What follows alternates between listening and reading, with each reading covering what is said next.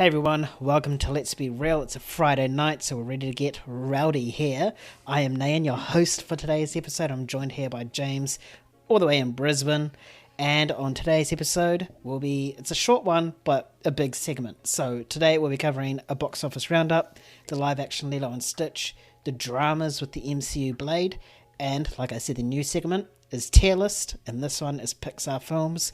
I'll elaborate on that in a bit. I have a mouse now. Life is so much more easier to navigate while doing a podcast. James has been telling me to get a mouse for so long, and I refused, and I've now gotten one because of this segment. So, good luck. Yep, my life is easier now. I can actually lean back and not lean forward. It's great. All right, let's get straight into it, I guess.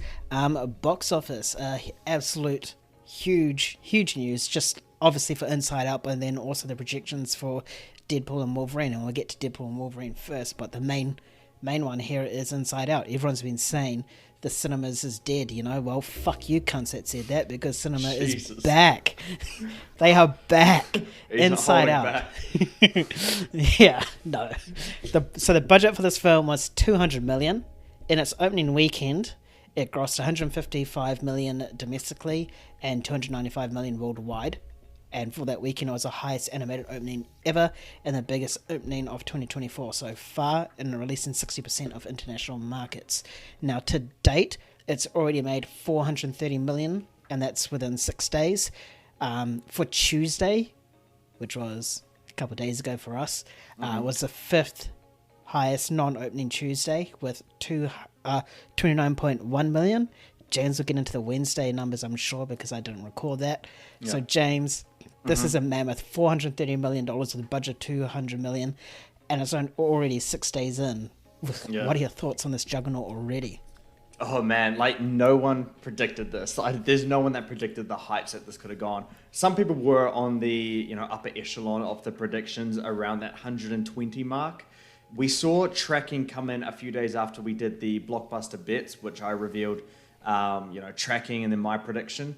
So Deadline came with their projections for their tracking, and it was like 80 to 90 million for the weekend, which I laughed at, and I was like, yeah, no, it's going to go higher than that. And I had predicted 105, so I was already on the high end of these projections anyway.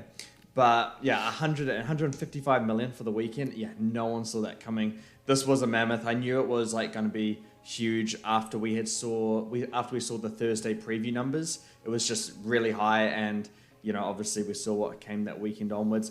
I don't really like the stat about that is the highest grossing worldwide debut for an animated film, because there's so much information that's not included in that statistic.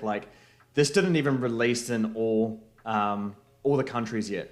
There's still major markets to go. For instance, I think it released in Italy yesterday, and it got the second biggest opening day ever there, second to Avengers Endgame for a Hollywood movie. Fuck, that's insane. I know, right? Yeah, so there's so much that's been left out of those kind of statistics. So I don't take too much weight into that at this point in time, but this movie is officially a box office juggernaut. It's one of those, there's always maybe one or two movies a year, if that just completely, go way above expectations. I mean, what have we had recently? Top Gun Maverick, Barbie. Oppenheimer was the big one last year. Oppenheimer was a big one. Even Mario went crazy big. I don't think people really expected it to be that, $1.35 billion. Yeah, that movie was huge. So where does Inside Out go from here? Well, it got on Wednesday. It was Juneteenth, public holiday for the US, so it got 30.1 million for that day. That's absolutely huge. It is the third biggest non-opening Wednesday ever in the United States. Yeah, that one is massive. You'll see a major drop-off for Thursday. It's no longer public holiday, people back at work, and people just saving for the weekend. I think you'll see it around that 18 to 20 million mark, and then that will lead onwards to a second weekend. I'm going to say 85 to 90 million. I could easily see it being 80 to 85, but just the way this movie continues to break and shatter expectations, I think we're going to keep getting that, and it's going to just go a little bit above what everyone else is going to predict. 85 to 90 million. It's going to beat Incredibles 2 second weekend, one of the biggest second weekends of all time. Pixar movies don't drop much at all. So, yeah, I think you're going to see it around, my math is correct, because the first week for this is going to be around 255 million. So if you add that 85 onto it, I mean, that's 340 million right there. And I think overseas you're going to see it around that same kind of figure. I think you could be looking at 680 million to 700 million by Sunday. This movie will be 900 to 1.05 billion by the time Despicable Me comes out. People were talking, and people are still like, oh, so I guess it's a lot for $1 billion now, or they're just predicting it. I'm like, no, it's definitely getting $1 billion. It's definitely going to get $1 billion. Like, Despicable Me is not going to make it drop 95% week to week or anything like that. Despicable Me is not going to have a major effect on this. It will, stop its run a little bit, but the Inside Out's already breaking projections so much. But I think the more interesting conversation is not around this weekend or anything. It's where does it go from here, man? Like, how high can this movie go? Because right now it looks like it might be the biggest movie of the year. And none of us would have predicted that. No. I think it's got legs until Deadpool, and then once Deadpool comes out, I think that's when its numbers are gonna really, really slow down. That's what I think, because obviously Deadpool, we'll get into their numbers soon because those are also ridiculous, but I think a lot of people will be flooding to Deadpool. Otherwise they might do the two combo, the adults will go to Deadpool and the kids will go to Inside Out, sort of thing, or like the lads go to Deadpool and lasses and then vice versa, So in fact both movies could really benefit from this, but I think Deadpool will slow its halt quite a lot. I think it's got a good earning potential until then, and then after that will just be, the slow sort of roll-ons after that. Yeah, for sure. I mean, but just I think it can just continue to go on. I don't think Deadpool's going to be a major blockage in its path. It's going to be like Despicable Me. It will have a little bit sharper of a drop that week and then stabilize again. I think Deadpool will do the exact same thing to it. In terms of where this is going to go worldwide, I would say 1.3 billion is a safe bet at this point in time.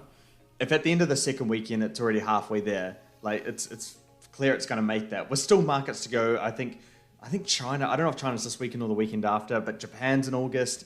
So there's still markets to release this. And I think the first Inside Out made like 40 to 50 million for Inside Out 1 in Japan. So you add that on to something like this, I think it can go pretty high. In terms of the ceiling for this, I'd say it's 1.45 billion is where you're looking for the ceiling for this. Could go over, but we'll have to see how it holds every single week. It needs to kind of be perfect to hit that mark. If it gets to 1.5 billion, it's neck and neck with Frozen 2 for the highest animated film of all time. Unless you want to include The Lion King, which is no, that does not count. No, fuck off, that does not count. I mean, there's no live action in it at all, but it is all computer-generated imagery in The Lion King. So technically, but I don't want to have that accolade to it. So, 1.45 billion possibility. I'd say 1.3 billion is a safe bet now. 1.3 to 1.4 is probably where you're looking. Either way, Pixar's biggest movie, basically locked in now. If you'd gone back last year or the start of this year, or even a month ago and said Inside Out 2 will be bigger than all the Toy Stories, all the Incredibles and Finding Nemo's, I would have been like, no. I would have just laughed in your face. Like, there's just no way you can convince me. And we are sitting in a reality where that is highly likely going to happen. I had read that Pixar said that Inside Out 2 was the last of the Inside Out series. They're done. They're not going to continue it. They're going to make more. They're going to make more. I had read a report like that, but that was before the opening weekend of it. So they're going to make more of it, so expect it to come. But I'm not complaining. Yeah. Definitely. And another one that is going to be a juggernaut that will bring cinemas back, or further cement that cinemas are back and not actually dying, is Deadpool and Wolverine, which releases next month in July. So right now, it is tracking to be the biggest R-rated opening and biggest ever for that weekend. It's tracking to open between 200 to 239 million. Now, these numbers were from last week, because obviously we had a delay in this podcast, so I don't know if those numbers have gone up or down. But just based on those two stats alone, highest R-rated opening ever and biggest ever, that's insane. Mm-hmm. Yeah, man, that was huge. When I saw that, I'm like, okay, wow, the potential for this movie, dude, sky high. Where I think it's going to hit, I don't know, because these numbers, I know the source that they're from, which I think Deadline was the one to report on it. The way they do their sources is that, or the way they do their tracking is they get this data and then they compare it to different kind of films that are similar to it. And then you can kind of measure where this movie is going to go. That's why the tracking indicates a range, because it compares it to very similar movies and how it will go ahead. But what I saw from those numbers is that they didn't compare it to any R-rated movie. And R-rated movies, they do act differently on opening weekends than non-R-rated movies, just because of the rating itself. I mean, like kids and all that stuff are less likely to go to it. So they're not completely accurate, but they are a heavy indication about how high the awareness, the interest is. I think, this is going to be a huge movie.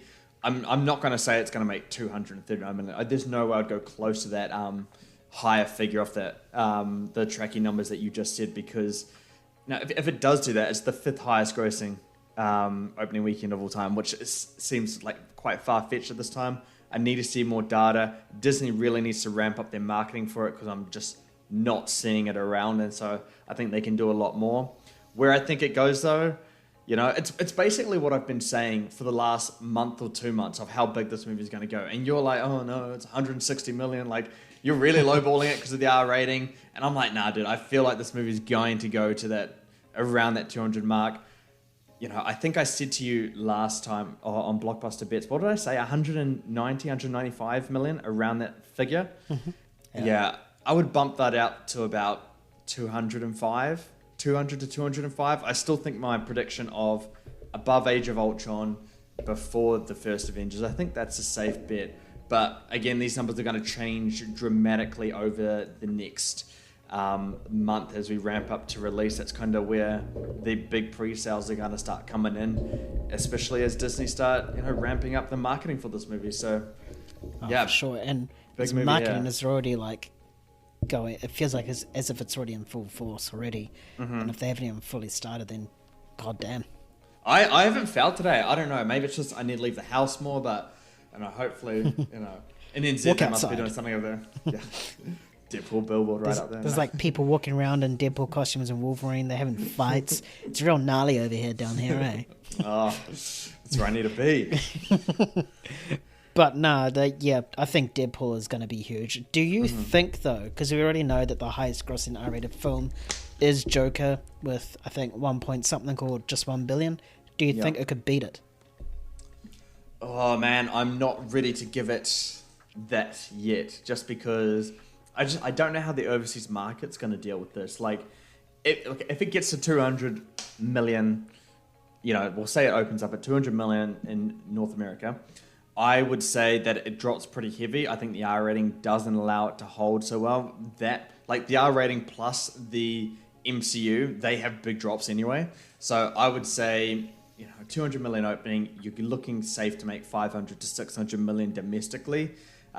Depending if it's good or not. We don't even know that yet. So it means it has to make 400 million more overseas, which I think is entirely possible. I think it has a very, very good shot to do it. The good news, and I guess that leads to why I will predict it as, it will be the highest grossing R-rated movie worldwide, beating Joker, is because it secured a China release. And supposedly, it didn't take many alterations or censoring anything out to get that release as well. Deadpool 1 couldn't make China release. Deadpool 2 did make it, but it had to change a bunch of stuff, and it only made 42 million in the market, something like that. So, everything helps right now, but I would say, 1.1 to 1.2 billion for Deadpool and Wolverine would be my estimate. But we'll have to see where this goes. But I'm hyped for that. Yeah. I think we all are.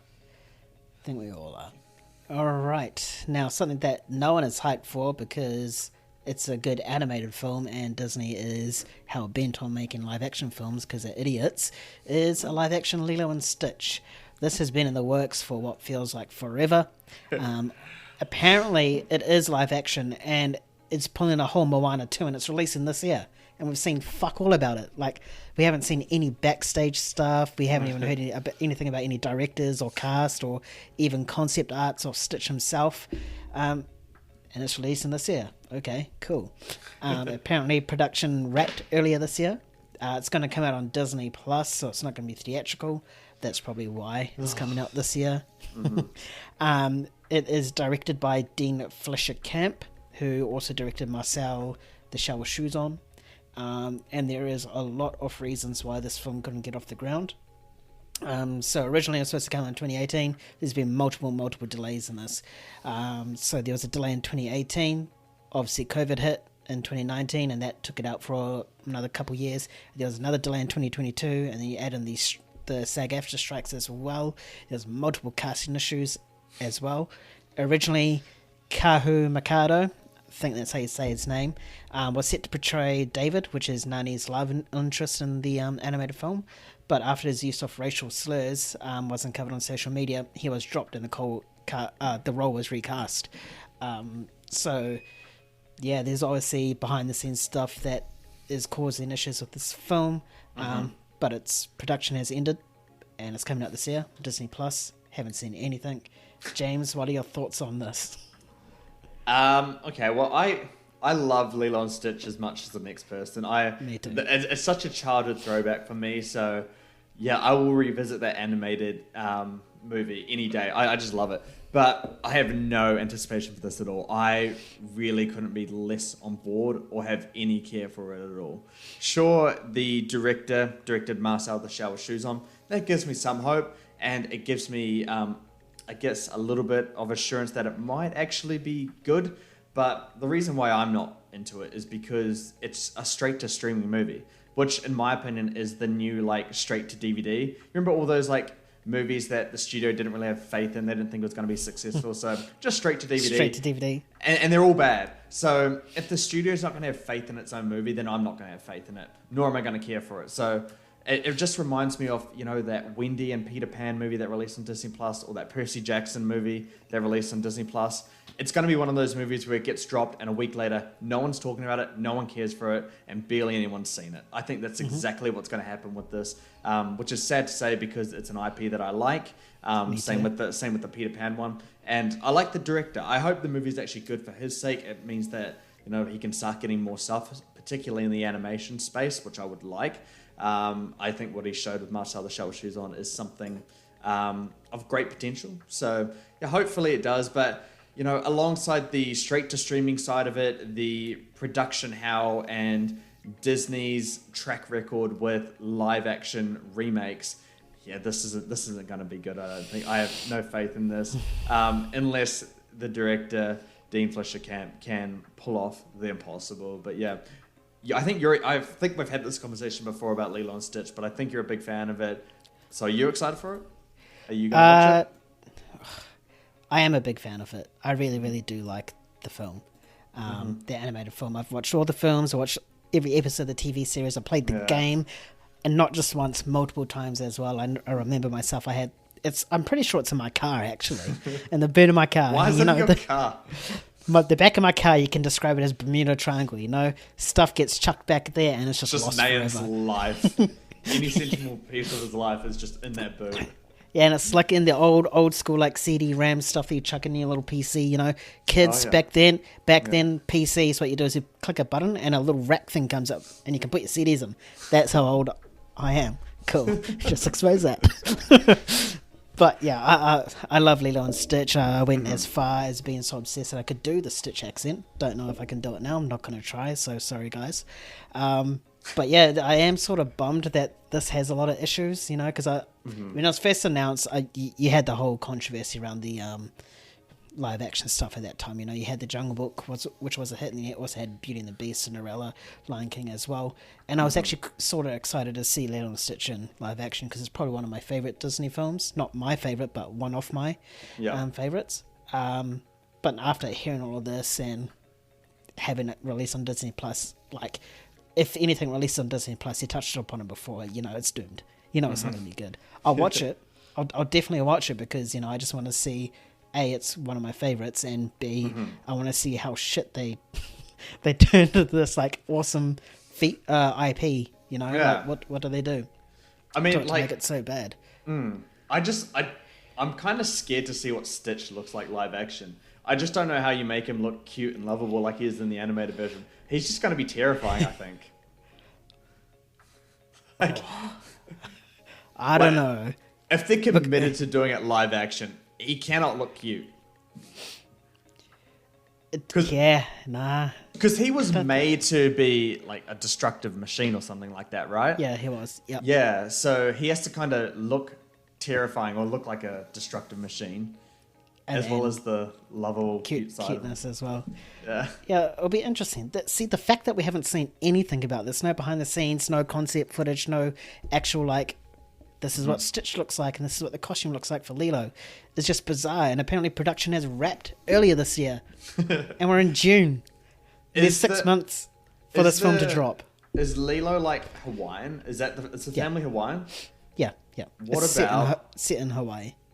What if, this movie releases later this year and then the live action Moana, it's like a crossover? Because aren't they both Hawaiian? No, Moana's Pacific Islander. Well, they can cross over, the seas, they're pretty close together, like those islands, so that would be a hype crossover. Maui versus Stitch, bro, I would pay to see that fight. So you're talking about the live action Moana that comes out next year? Yeah. What if they do that? I would laugh.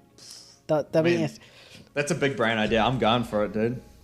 To be honest, I think that's bigger than Endgame, Because we see all these things for actual live action stuff with humans, but we've never really seen anything for animation. Sure, you have your cool Phineas and Ferb and Fairly Odd Parents and Jimmy Neutron crossovers, and those are goated, by the way. But we've never seen it in a movie format done well. Yeah. So, yeah, Disney, if you're listening, send some of the royalties to James, because he just gave you a great idea. All right, and then James can buy me a house, and we're sorted. There we go. That's how I pay him back. All right, we're still keeping in within Disney, but we're going to MCU, and this seems like a movie that has been talked about for 20 years, and I don't even think it's going to get released anytime soon, and that is the MCU's version of Blade. So much drama with this film ever since it was announced. I know when it was announced, you messaged me straight away saying, "Are you hype?" And I replied saying, "I'm not a big Blade fan." And you were like, "What the fuck? You're a comic guy, blah, blah, blah, blah, blah." I was like, yeah, but Blade wasn't one for me. But then I saw that, oh god, I hope I pronounced this right, Mahershala Ali. You might be, I think it's like that. Yeah, alright, whatever. He was cast as Blade, and that got me a little bit more excited, which is why I was a bit intrigued about it. And then we had reports come out, I think it was either last year or a couple of years ago, saying that the film is called Blade, and Blade is like not even the first, second, third character in it. He's the fourth character. He's not even the main character in his own film. That was red flag number 1. And now we have a whole bunch more information here, and there was more news. So I wrote this whole stuff for last week's potty, and then today there's still news coming out about this. So I've got all of last week's content and this week's content now as well. This is how incredibly disruptive this production is. So we'll get into the details now. So Jan Damarge is no longer directing. He was the director before. Eric Pearson is now going to write the script, and he previously wrote Black Widow. Blade has now gone through 2 directors and 6 writers since the film was announced. Man. The news that came out today or last night or this week was the early script was set in the 1920s with Mia Goth's character wanting the blood of Blade's daughter. I don't know whether it's blood as in blood grudge or literal blood. That's stupid. 1920s, and the MCU is set now. Apparently Mia Goth is still attached to this film, so we'll see her in some sort of capacity. But that was the early script, and that sort of explains why Blade is, not the main character.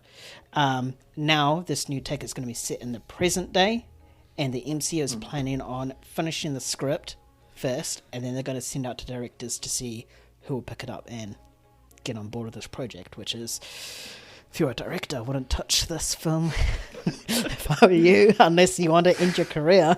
But yeah, this is the fresh new details on top of the previous dramas with this film. So James, are you now excited for this film? Would you go see it? Like, what do you think? Oh man, this movie is just awful. I think we just start with the positive because there's so little to say when it comes to Blade. And Mahershala Ali, I think he is, inarguably the best choice to play Blade for the MCU. I think he's just perfect. Blade is a character that doesn't need to say much, nor does Mahershala Ali. He commands the screen in other ways. I think he just has that poise to him as an actor. So I'm fully on board with him in this movie. Blade in the MCU, I think, is really cool, which is why I was excited for it, alongside the casting, of course. Just Blade is something very different for the MCU. It better be R-rated, it needs to be R-rated, but it's just something where the MCU can feel totally different. It doesn't need to rely on its MCU humor or anything like that. But, now we got Eric Pearson who's going to write it. He did Black Widow, and Black Widow was a very safe, fine movie. There's nothing special about it. You don't feel the need to rewatch it, or it's just absolutely fine. It's not bad. It's okay. And I just think it's a very safe way to go about it. I think for a movie like Blade, you need a writer and a director that want to do something special with it, because you don't want a safe, generic, boring Blade movie. You want it to be something that make audiences go like, oh my gosh, this is the MCU? Like, this doesn't feel like it, So, yeah. But besides that, that's all I can say that's good about this movie. Everything I've heard about it since it was announced, feels like 15 years ago at this point, it's just been awful. At this point, cancel it. Just cancel it. There's so many case studies for this where we've seen movies have this kind of, track record in production, whether it's, problematic writers, directors, actors, and just all these issues coming up, and the movie always ends up being bad. So just based on this, I think it's wise to cancel it. And because MCU is in a little phase or a little bit of an era right now where their audience is kind of a make or break. And what I mean by that is that, people like me and you, the next few years, next 2 to 3 years, we're going to be looking at the MCU to see if we're going to continue to be invested in it, because it's been letting us down quite a lot lately. So if the next 2 to 3 years are just bad or not so great MCU movies, we're going to be far less invested in it, to the point where it's probably, it might not crack our anticipation list. We might not be talking about it as much because we don't want to. So I think these next few years are either to keep the MCU fan base, the loyal people that have been around since the Infinity Saga, or it's going to cast them off into new franchises and be very big in other fan bases and such. So yeah, it's a risky time for the MCU. I think what they need right now is good movies, and they need consistency. This movie doesn't align with it, but I know Disney and Marvel aren't going to listen to my advice. Why should they? I'm just me. I'm not an exec or anything with Marvel or Disney, so they're not going to cancel it, but I hope that they can destroy, burn, cast away, drown any script that was in development beforehand. I don't want any plot ideas. Every plot idea or early script development that we've heard about has just been awful takes on Blade. Just not knowing what to do. And if we get a mishmash of all of these things coming together, it's going to be, holy hell on earth. I don't want anything like that. Just start fresh. And MCU, they need to stop trying to do movies that are in the past. I didn't like it in Captain Marvel. I don't want it in Fantastic Four, Black Widow. You got to stop going back in the past. The MCU is something that builds towards the future. That's what they're big on. And going back to the 1920s isn't going to do it for me. Exactly. And it's too little too late. I mean, obviously the one that made the most sense of going to the past is Captain America, obviously. Because we need to find out how... Yeah, that's fair. Because we need to find out how he got to the present day. But everything else is just why do you need the Eternals to span multiple decades? It's just 10,000 years or some shit. To explain why they weren't there for Endgame. No one cares.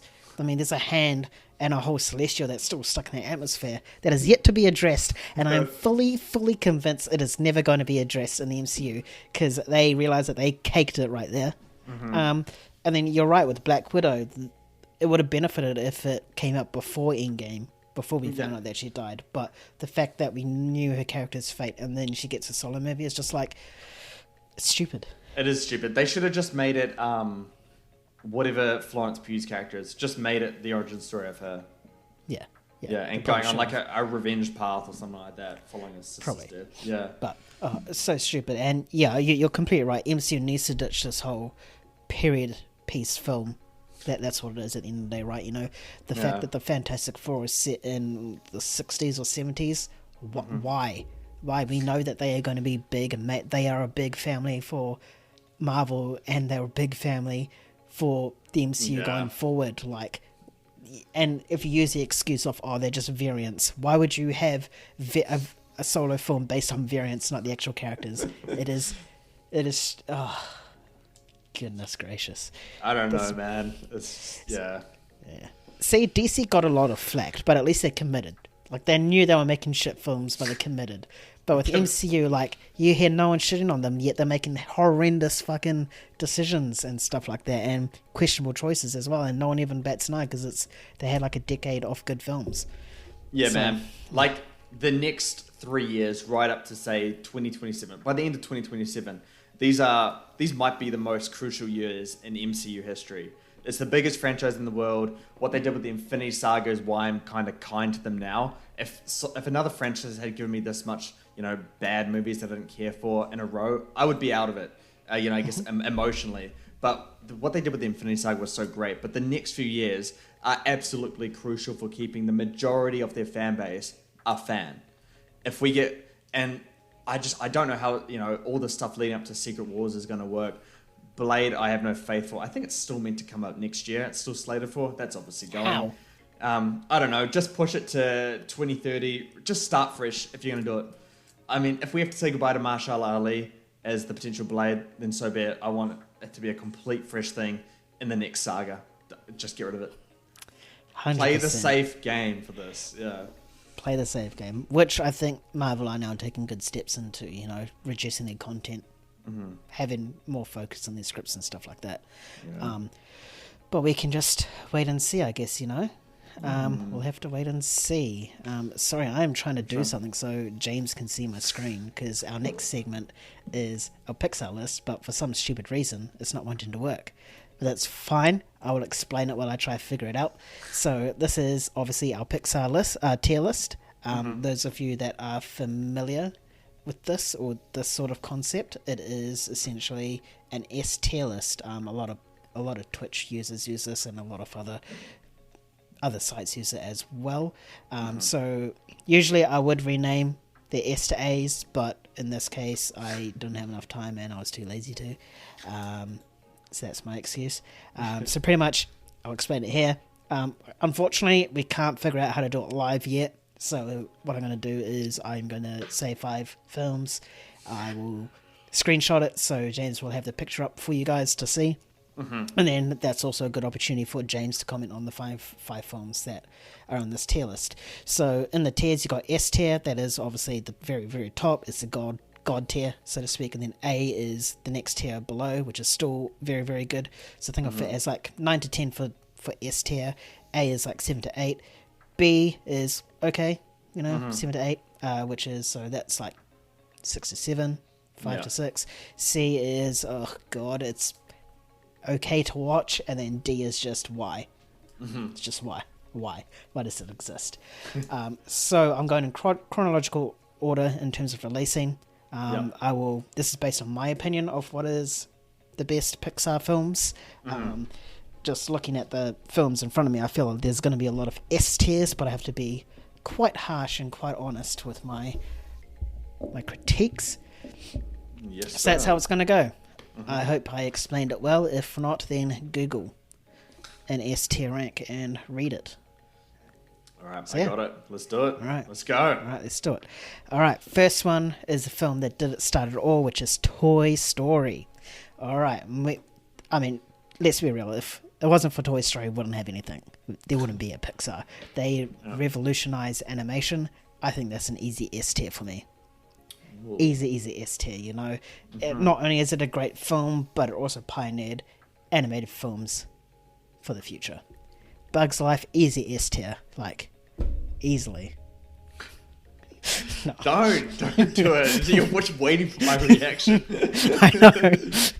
Nah, there's like a little ongoing joke where I just keep frothing at Bug's Life. Bug's Life is hype. I've seen it like 50 times maybe throughout my childhood. It's a good film. I very much enjoy it. I think it's because of nostalgia base, but coming off the back of Toy Story itself, I think we're looking at between B and D. I wish there was a half so it can be put in there, but I think it more deserves to be in that C sort of tier, you know. It's like, it's watchable, but it's not like, oh god, get this away. Like, why does this exist for? So that's my reasoning for that. Now we get into Toy Story 2 with the most satisfying scene ever created in live action or animated film, and that is when Woody is getting a touch up. Now, this film obviously followed up Toy Story. It's Pixar's first sequel. It is a very fantastic film. I think it's 100% or 99% on Rotten Tomatoes. Can't quite remember. But it didn't quite reach the heights of Toy Story. Me personally, I do not think it is S tier rank. I think it is an A rank. It is a very, very good movie that is obviously pioneered Pixar as well, but it's not to the heights of Toy Story. Yeah. And now we get to Monsters, Inc. See, this is crazy. When I was like putting this list in chronological order, I was like, wow, really? Is this... Did these films come this early? I thought there was so much more. I know. Monsters, Inc. I personally love this film. It's probably one of my top 3 Pixar films of all time. So I have to reserve bias, otherwise it's just like an instant S tier for me. And this is, I feel this is where we really start to see Pixar's creativity, you know, a monster world that is in parallel with the human world, and there's a whole business based on children's screams. Like, I think the early, 10, 15 years of Pixar is just creativity to its max.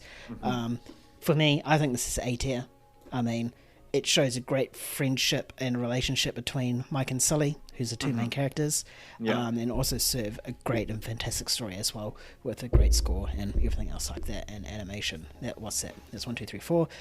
Finding Nemo. This is another one. This is, I'd say, the first film where Pixar hits you in the feels, just based on the opening scene where Nemo's mum dies, and then obviously Marlin trying to find his son who's been kidnapped and stuff like that, and then them finally reunionized, whatever.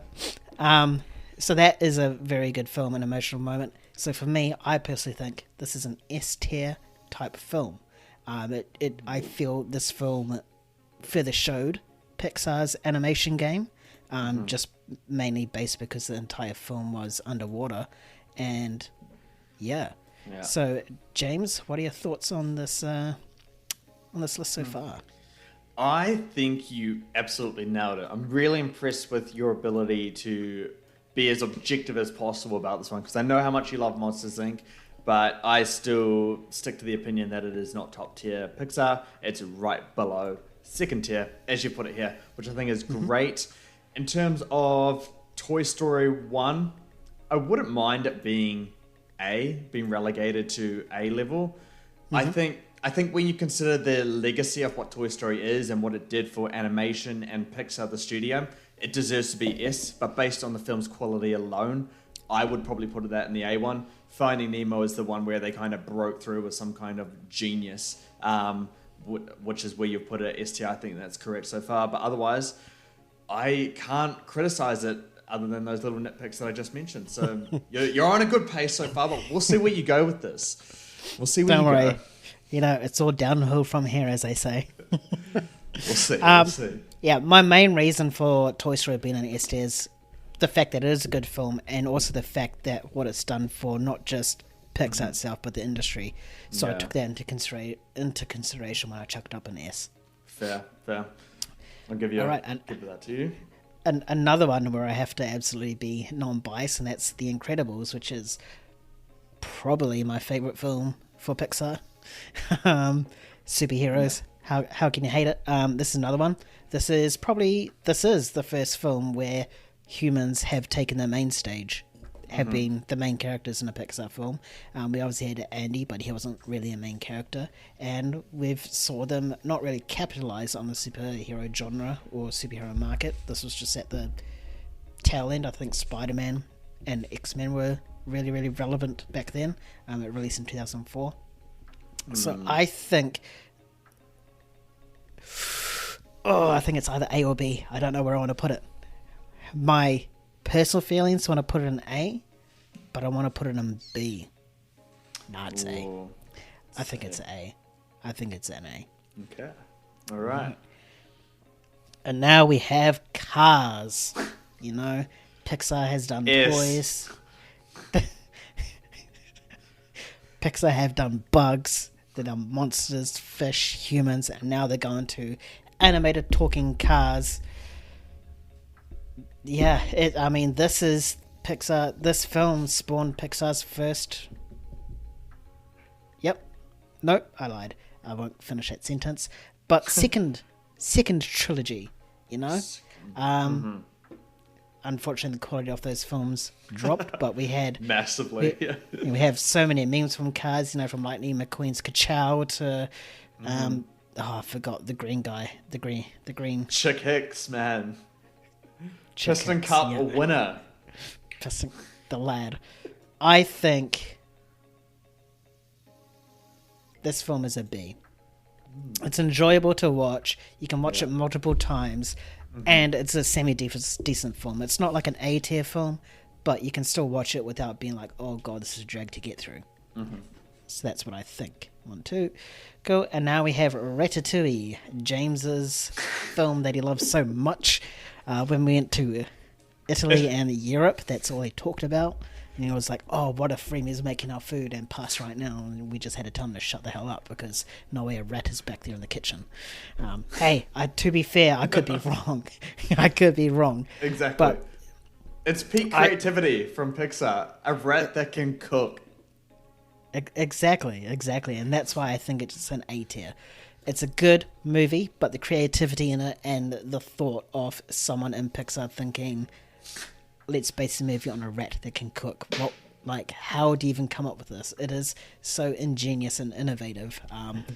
So that's why I think it should deserve to go into the A tier. And now we have... See, this whole stretch of... I can't wait until after, Inside Out, because that's when we can start getting into the shit. But right now, I feel a lot of these are just going to be jammed into the S and A tiers. We have WALL-E. Yeah. That's the next one. A little robot that is pretty much, somewhat prehistoric for its model, and it falls in love with a newer robot, and it also shows somewhat of the demise of the human race. I think this is another A-tier type film for me. How much have I added? 1, 2, 3, 4. Okay, last one. And now we have Up.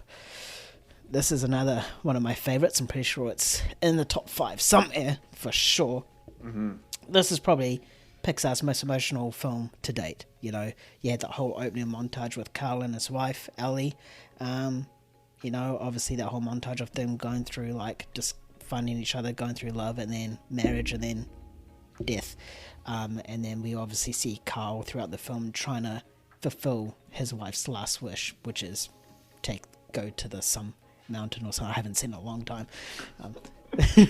And then we also see, what's his name? The young guy? The Boy Scout. I can't think of his name. I know the dog. I don't know. Yeah. Donald, I don't know. Doug. Yeah, Doug's the man. See, for me, I'm going to put a little bit of bias into my decision, and I think it's A tier. I think it is a... S tier? Yes, yeah. S tier. Put it in S tier. Multiple reasons. It's a very fantastic film. It is... The character of Carl is developed very, very well in this film. You know, he goes from a grumpy old man to accepting a dog and a stranger child, even going as far to shot to this child's Boy Scout graduation pin thing. I don't know, I'm not American, we don't have this here in New Zealand. Yeah. And it's also obviously Pixar's most emotional film to date until we get to the next one, obviously. So that's my justification for S tier. James, any thoughts on this? Oh, now you're starting to get controversial. I knew it would come. Like you said, downhill from here. All right, I would chuck Cars down to C grade because I don't see it above The Bug's Life, but I don't see it massively below it. So I think it fits right on that tier. You described Cars as one that you don't want to, immediately turn off. It's fun to watch and you can rewatch it. I find that it's the exact same with The Bug's Life. I think it fits right in there. It misses the mark to be in the B grade. I don't know how the sequels got worse because it was fairly flat for Pixar and doesn't have too much to say. The Incredibles, I would swap that with Up. Incredibles deserves to go on the S grade. The fact that you considered it for B grade blew my mind, but I kept quiet till now. I was like, no way, please don't do that. I mean, why I put it in the S grade above the A grade is because The Incredibles just has layers and layers of themes and subtext to it, and I think it's really impressive. It is the blueprint for what a Fantastic Four movie should be, and it's the height of any family or group of superheroes in any superhero movie ever, including stuff like Guardians and stuff. So it deserves to be in the S tier. Ratatouille and WALL-E, you got that absolutely perfectly. They're great, they're really good, but they do miss just something that gets them into that upper echelon of what Pixar is that very few of them have touched. So they fit perfectly there. Up, I love Up, and I think it hits all the emotional beats. The only reason why I don't have in the S tier right now is because the movie just didn't have too much to say. There wasn't a lot of subtlety or subtext behind, the themes of the movie, and it's just not one that stays around in my head long after watching it, but a great viewing experience and obviously emotional as well. So yeah, you're doing all right. There's a little bit of a rocky segment there, but keep going. We'll see where you can go with this. All right. Bear in mind that, sorry, I should have mentioned this at the start, guys. There's 28 films, so this is why I said this is a big segment, which is why we had somewhat of a shorter podcast today. All right. This one is a no-brainer. This is Toy Story 3, and for me, goes straight to S tier. This film capped off it had the perfect ending of a trilogy. It was nostalgic. It came, I can't remember, I think it was 10 or so years after Toy Story 2. We had so much character development within not only the toys of Woody and Buzz, but also Andy, wanting to give up his toys to Bonnie. We had the furnace scene where everyone cried, and as Leonard from Big Bang Theory said, if you don't cry in that scene, you're not human. That is why it's in S tier. Anyone that disagrees with me, I think you should just shut the hell up, because you are. Gosh. Next one is an easy D tier. This is Cars 2. Easy. There you go. We finally got to the shit ones, and that is Cars 2. Following not so much the heights, but the success of Cars. And they go with Cars 2, where the main character is not even Lightning McQueen, it's Mater, who is, for some reason, a spy. This is just like Despicable Me, You have Gru that is very, very incompetent, but somehow pulls it off. You got Mater, who is very, very, very incompetent, but for some stupid reason he pulls it off. So that is in the D tier for me. Next, we have Brave. Now, Brave is a film I have seen at least 3 times, and I can't remember anything about it. All I remember is the main chick is Ginger. Other than that, nothing. So, for me personally, it's going to be in D. It has to be in D for me personally, just because I can't remember anything about this film. I can't even explain it to you guys, because nothing is coming to my head right now. I'm thinking super, super hard right now. Yeah. Nothing. Yeah, nothing. Now we have Monsters University. Now, I was excited when this one came up, obviously, because Monsters Inc. was one of my favorites of all time, so I was excited to see this. This is a prequel of how Mike and Sully got their friendship, and it turns out that they were never really friends, they were more enemies, and then they grew to become friends. Great concept, but I think the execution wasn't executed really well enough for me. I do not think it's D. I do not think it's a bad movie, but I do think it is a C in terms of it's passable. You can watch it, you can have some fun with it, but there's a big missed opportunity there to make it into the B tier or maybe even A tier. What is that? 1, 2, 3. 2 more. Now we have Inside Out. This is another emotional film, which is funny because it's based on emotions.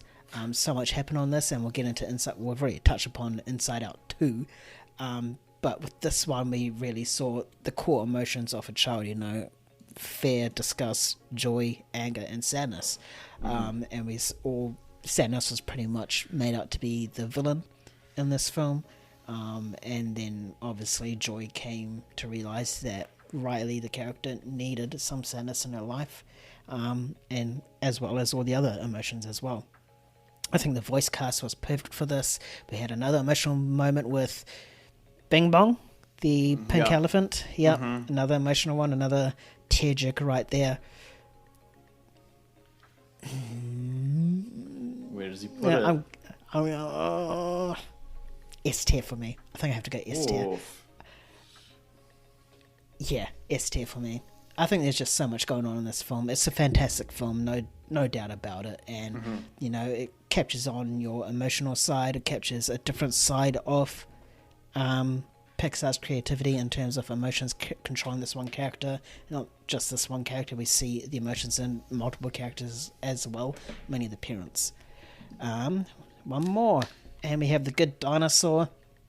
For me, I think this is an easy D tier one as well.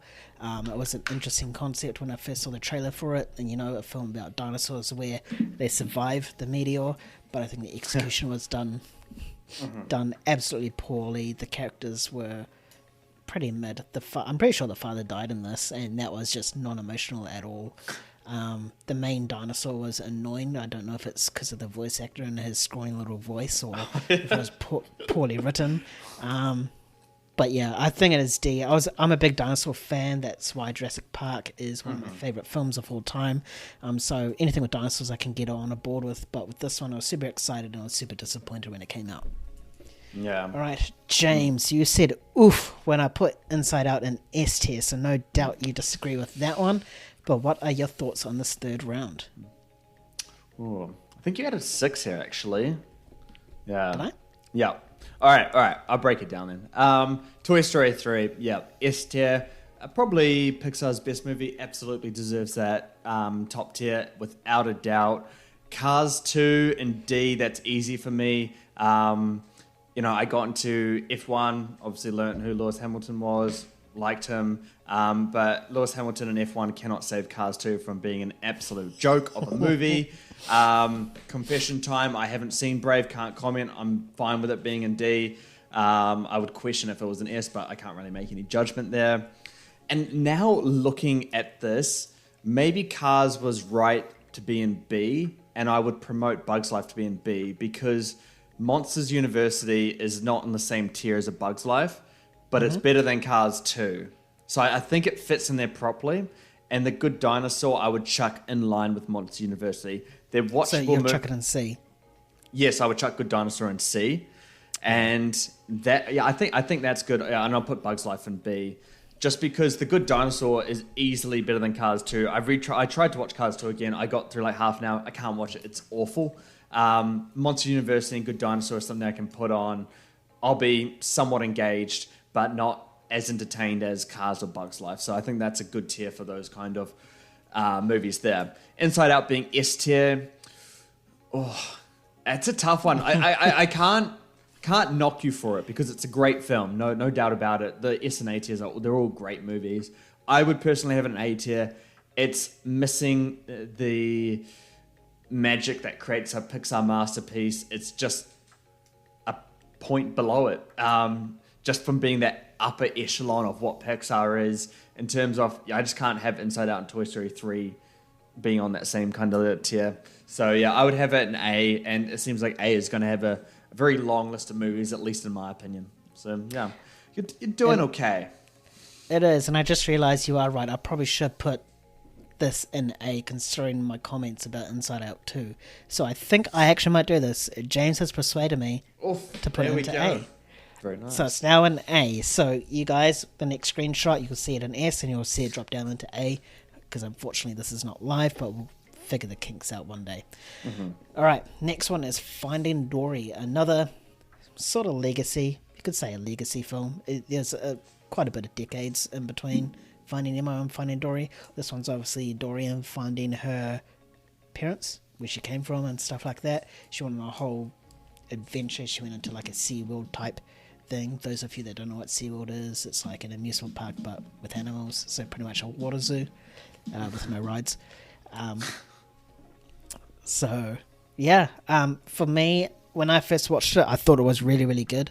I thought it was fantastic. I thought it was probably an A tier, but rewatching it again, I still think it's really, really good, but I don't have that same passion as these other 5 films up here already. So I think it's on that Cars level for me. I think it's better than Monsters University in terms of a legacy sort of sequel type of thing, or prequel in Monsters University's case, but I just don't think it's quite up in A tier. Cars 3. It's another one that I barely remember. I definitely do know that it's better than Cars 2. So I don't want to put it in D. But I very, very briefly... Oh, this is the one where it was super, super dark. I remember the trailer. I remember we seen Lightning McQueen absolutely like bail and crash, and it was like, yo, Cars is going dark. And it just turns out that Lightning McQueen is just getting old. You know, it's one of those sports films, you know, playing past his prime, LeBron James, maybe. Who knows? I'm not a basketball guy. I just thought I'd take a dig at him, because why not? So for me, I think this is on C. There's some interesting things to be watching this film, and now seeing it along Bug's Life, I think you are completely right, and I probably should put it into B, which is probably what I'm exactly going to do right now, because this is my list, and I can do what I want, because it's not finalized yet. This is why James is here, to give his points to convince me, or, you know, talk some sense. But yeah, I just can't see Cars 3 in the same tier as A Bug's Life for me. Yeah. But Cars 3 is obviously not D tier, in my opinion as well, because that D tier is Y, like I said before. And now we have Coco. Now this is Coco is a film that I personally am not a big fan of. I'll watch it. I'll watch it if it's on. I'll watch it if someone else is watching it. If someone invites me over to a movie night, I'll watch it. But I won't go out of my way to watch it. The only time I would watch it is if I'm going to rewatch all these Pixar films, which I probably will do one day. So I can't quite either reserve my judgment feeling for putting it into the lower tier films. I definitely know it's in A or B for me, because it does tell a really good story about life and death and that message across for me. So for me, I think it's in that B tier. I think it's a good film. It's not for me, but it's not, you know, the top notch of Pixar. And I would say the same as well for our next film, which is Incredibles 2. I think it's in the B tier. I think it's not quite to the heights of Incredibles or those other films. It's pretty much very similar to all the other legacy films. It is good, but not great, and it's obviously better than Monsters University and Cars 2, 3 as well. And obviously, James had an experience in that screening as well, which I won't share. That is what, 1, 2, 3. Let's do one more. We'll do 2 more. Fuck it, we'll just wing it. 2 more. Now we have Toy Story 4. This is a film that, when it first released, we said it multiple times on this podcast. We were like, why? Why is this even here? How can you beat that ending? And then they come along and they beat that ending. I so want to put an S tier, because mainly on the fact that they hit lightning twice. You know, like that is so rare that you see, not in just animated films or film, but just in films in general. Like, when do you see a perfect ending done twice? But then again, I also know that it's not as good of a film as, obviously, the ones in there now. I am going to put it in S tier, but S tier light. Ooh. It's S tier light. And the only reason why it's an S tier light is, like I said before, because of that ending. That ending was absolutely fantastic. No one thought they could capture lightning in the bottle twice. And also that animation. I mean, me and Kind, after we watched Inside Out, we talked... Despicable Me 4, we talked about animation, and we also discussed Toy Story 4. That scene with the rain looked super, super realistic. It's as if they went out on a rainy day. And then also, like, the detailing on the dogs and the cat, and also Bo Peep's animation with the reflection on her porcelain as well. So I think there's multiple factors in this, which is obviously the ending and capturing lightning in a bottle again, and also the animation, and also the fact that it's a good film. That is my justification for S tier. And then we have Onward. Okay, we're getting to the COVID movies. Actually, I'll stop right there, because now we're entering the COVID area. So, James, this is Pixar pre-COVID.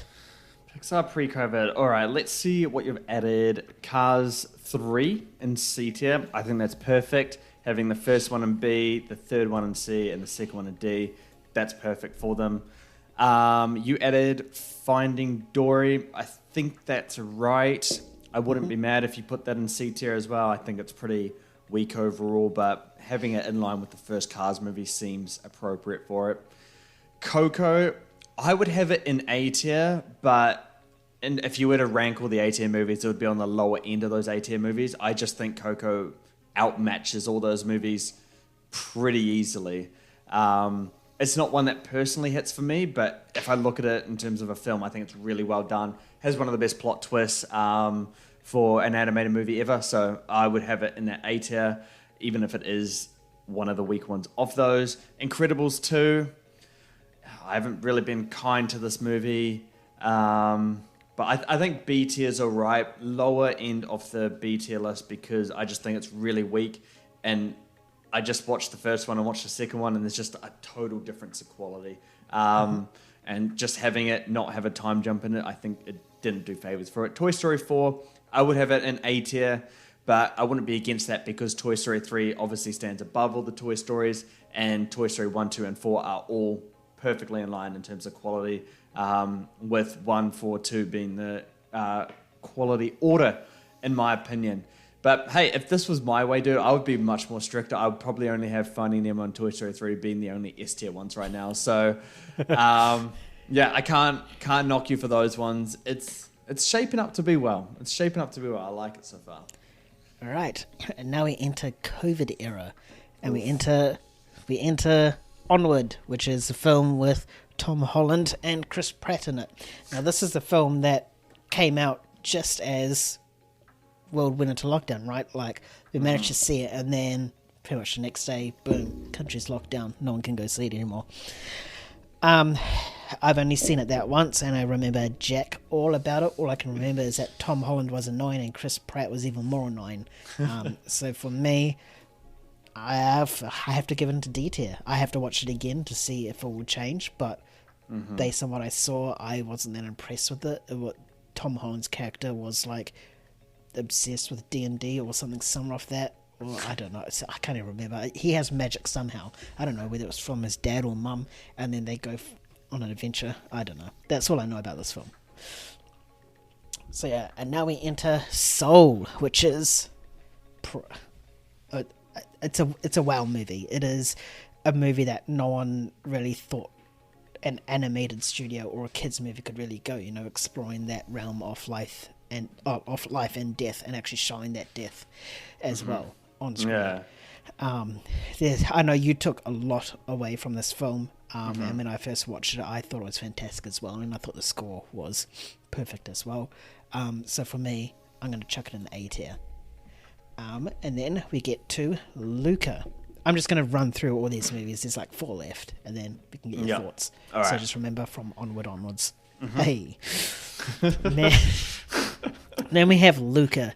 This is another one where when it was first announced, we were like, oh yes, this has potential to be Pixar's, another good Pixar great release, and it was somewhat underwhelming. I was quite underwhelmed with it. I thought it had a really good concept, but the way it was executed and stuff like that, it just wasn't so good, and I can barely remember it as well. I feel a lot about these recent COVID films is that I can't remember much about it. Exactly, yeah. Because it just didn't impact you enough. They're so forgettable. Exactly. So for me, Luca, I don't think it's D tier. I don't think it's a bad movie. I just think it's forgettable. So I'm going to chuck it in C tier for me, because I do remember bits of it. I don't see anyone coming at me saying, oh, you just chucked Brave in there because you can't remember it. Yeah, but at least I can remember something from it, which is mermen and a friendship that is way, way too close. Gosh. And now we get to Turning Red. Now, I believe this is the first film that released when we were starting to open up. The world was starting to open up, and we were starting to get some more, freedom in our lives. Although there was restrictions in cinemas at this time, Turning Red was one of those. I remember nothing about this film except for the meme of the massive ass panda coming through the city. That is one that I remember, and then just and the other thing I remember is the friendship between the main character and her friend group. Again, I don't think it is B tier worthy. I don't think it's D tier worthy. I think it just fits perfectly fine in C. It's a serviceable film that you can watch and have fun with, but at the end of the day, as soon as the movie's finished, you forgot what the start was all about. Lightyear. This one is a very, very, very easy D tier, and I do not think James is going to even dispute that. This is the first Toy Story spin-off. I think this is Disney Pixar, not pure Pixar. I could be wrong. Can't remember. But yeah, the trailers. This is Chris Evans as Buzz Lightyear, and this is set. I can't remember. Is it set on the TV series of Buzz Lightyear, or is it set on the actual character of Buzz Lightyear? I can't remember. This is how shit the film is. It's set on what Buzz Lightyear is, the character, not the toy. And in this film, it's revealed that Buzz's future self is actually Zurg, and he lands on a... If you guys come at me with spoilers, I just get out. Get out. This is a shit film. Why are you coming at me with this? But it turns out that the planet that they land on, his future self is in it, and the only word that the creatures on that planet can pronounce Buzz's name is Zurg. Don't even know how that makes sense, but it is what it is. But whatever, we'll move on. Elemental. This is one that had a rocky box office, but then when it opened, and then it just legged it out into, into success. It was the success story of last year. Last year? Yeah, last year. Me, personally, when we both watched it, I thought it was a really great film. I love elements, which is why Avatar Last Airbender is one of my favourite TV shows of all time. I love anything to do with elements, and I think Elemental just hit that. We saw a great dynamic and, Romeo Juliet sort of story between James's favourite character, Wade Ripple, and Ember. Love Wade Ripple. He does. I thought the whole concept was done really well, just mainly in terms of the fire and water. I think the other elements, such as, I think in this it was referenced as wind and earth, obviously, they took a bit of a sidestep, but I think the main story and the main focus is between the two key characters, and we saw it throughout the entire film. I really want this on 4K. Unfortunately, when this film dropped, they announced that they will no longer release Disney stuff in New Zealand or Aussie, so we had to go through Amazon and other parties to try and get it, which is a shame, because I would have really loved this. So for me, I think it's in B tier. Alright, and now we get into our last film, and that is Inside Out 2, one that we've both recently seen. We both thought it was absolutely fantastic. We thought it was just good, it was really, really good. It didn't try to outdo the original, it didn't try to go under, it didn't try to cram so much more into it. It's just very, very good, and it's very, very relatable as a teenager and as an adult, I still... Can I get into spoilers or nah? Nah, we'll keep it silent for now. keep it subtle. It's a really good story between the emotions and Riley and how it plays out. Unfortunately, I can't give my full thoughts because it's only been released for 6 days and it's making $430 million. And if I were to spoil it for you, then it ain't going to reach that 1 billion, 1.3 or 1.5. So yeah, you're the influence for it. I am. So for me, I'm going to chuck it an 8 here. I think it is, my personal opinion, I enjoyed it a lot more than Inside Out 1. I think it is better than Inside Out 1. I might have to rewatch both again to fully cement my decision. But for now, just because Inside Out 2 is so recent, I think it's better in there, which is why I dropped Inside Out from being S to A after what you said, and then also seeing that Inside Out 2 was also on the card. So yeah, that is our Pixar, my Pixar tier list. James, what is any thoughts, comments on the COVID era movies and just the list overall? Okay, let's digest this one. So we started with Onward. See, I wish there was a tier in between C and D because I don't have Luca or Turning Red in line with Cars 3 and Monsters University. I think they're below that, but they're not to the, level of bad that Cars 2 is, or even The Good Dinosaur. Like, they are semi-watchable, but you're right, dude. I don't remember anything from them, really. They're completely forgettable movies, but the fact that I don't have them on the same level as Monsters University and Cars 3, which I can remember, I would chuck them in D level just for that fact alone. That's probably where I get a little bit controversial with this list. So yeah, Turning Red and Luca, they both go down there. I would have to rewatch them to reassess them in this list format here. Onward, I think that's fair as well. I at least remember stuff from that, and yeah, not a good movie. Lightyear, Lightyear might be the worst movie Pixar's ever done.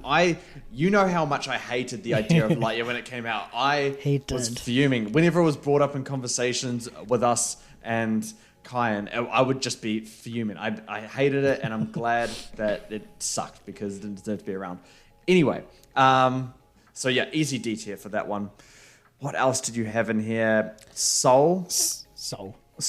I would have it an S tier. I thought you would.